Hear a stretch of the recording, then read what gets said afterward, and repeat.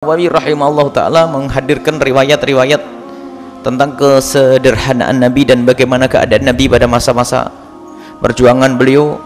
Ini termasuk motivasi bagi para pejuang-pejuang, termasuk anak-anak kami ini yang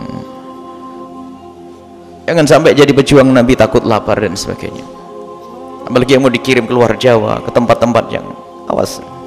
Ingat Nabi hanya makan daun, di sana masih ada daun-daun, luar Jawa masih ada daun-daun seger. Dan para santri ini harus menjadi pejuang. Ingat Nabi itu seperti itu. Ingat Nabi seperti itu. Tidak pantas menjadi ustadz kalau masih takut lapar. Apalagi kadang sudah ada jaminan untuk kehidupannya, masih malas untuk berdakwah. Ini tolong dengar anak-anakku semua, khususnya ini. Suatu ketika kalian harus berdakwah, tabungan urusanmu nanti dengan Allah. Allah akan memberikan. Kadang kegembiraan, kebaikan itu akan diberikan Allah di dunia. Jangan urusannya ukurannya ini. Jangan sampai kalau sudah berdakwah di satu tempat yang memang kalian dibutuhkan, jangan sampai bertanya makanan saya di mana. Engkau akan makan seperti mereka makan. Ini karena problem kita adalah problem rasa takut lapar ini. Tidak, kalian harus berani. Di dunia ini sesaat, semuanya bakal mati. Kita ingin mati dalam keadaan punya perjuangan dengan Nabi, dan lalu kita dianggap oleh Nabi Muhammad SAW. Ini adalah kunci pertama. Para juru dakwah, para ustadz, para anak-anak yang mau belajar, mau berdakwah, bekal pertama adalah kekayaan hati ini. Makanya dengan membaca ini agar tahu Nabi itu seperti itu dakwahnya. Bukan enak-enakan, mobil, makan enak, bukan itu. Akan tapi bagaimana dengan ketabahan, kesabaran. Kalau hanya milih yang enak-enak saja, malas jadi pejuang itu. Barangkali hidupnya memang bukan untuk berjuang, hanya untuk makan. Sementara para kekasih Allah makan, ini Nabi Muhammad makan untuk bagaimana dia kuat beribadah kepada Allah Subhanahu wa ta'ala. Bajumu adalah baju yang menutup aurat, bukan baju bermerek. Ini nasihat buat anak-anak khusus ini, karena anak-anak kita sudah bentar lagi harus sebar keluar Jawa, ke sana kemari. Masya Allah, mereka harus punya bekal yang kuat. Saya menjadi orang paling kaya hati sudah. Tidak tergiur dengan kekayaan orang yang datang kepadanya, tidak tergiur dengan jabatan yang ditawarkan kepadanya, tidak tergiur dengan dunia. Ini perlu bekal bagi para pejuang ini.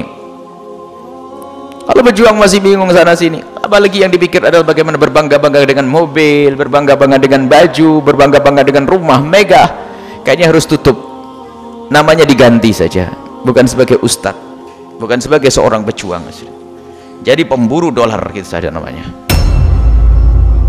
Ya harus, wahai anak-anak, karena ini nasihat. Anak-anak kita sudah banyak dibutuhkan untuk di mana-mana. Maka yang perlu kita bekali seperti itu.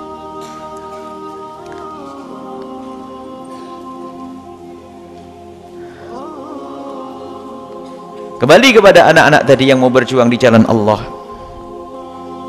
Sudah, jangan berbicara tentang merek mobil. Awas. Sepanjang hidupmu jangan berkata merek mobilmu apa,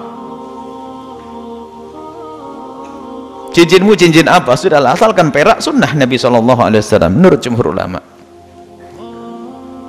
Selesai. Batunya apa yang Allah mudahkan untukmu. Bajunya adalah baju yang menutup auratmu. Makan kalau Nabi mayasudur ramqas, yang sekiranya mencukupkan untuk ya sekedar kenyang. Kalau sudah seorang juru dakwah punya bekal ini, bantuan dari Allah dan keselamatan yang sesungguhnya, dan ada keberkahan itu. Tapi kalau sudah kalian berpikir tentang kalian akan gulat dengan sahabat sendiri, dengan saudara, akan saling ngedengki dengan ustadz sebelah, rebutan masjid, rebutan pondok, naudzubillah. Makanya itu adalah orang masuk neraka melalui label ustadz sama kiai itu. Hati-hati nak ya. Ingat Nabi SAW bagaimana berdakwah. Kalau kita ingat, kalau kita membaca ini kayaknya malu betul. Ya Allah, ya Rasulullah, engkau adalah kekasih Allah, pangkatmu paling tinggi, surgamu surga tertinggi. Tapi cara hidupmu Masya Allah sangat sederhana. Kalau dibanding hari ini keadaan kami Masya Allah. Akan tapi ya Allah, kita mohon dengan kenikmatan yang kau berikan kepada kami,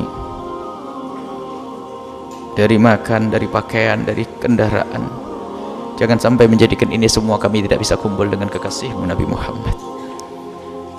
Semoga apa yang Allah berikan kepada kita dari kenikmatan yang jauh dari yang dirasakan Nabi ini, Jangan sampai kenikmatan ini menghalangi kita untuk ketemu dengan Rasulullah.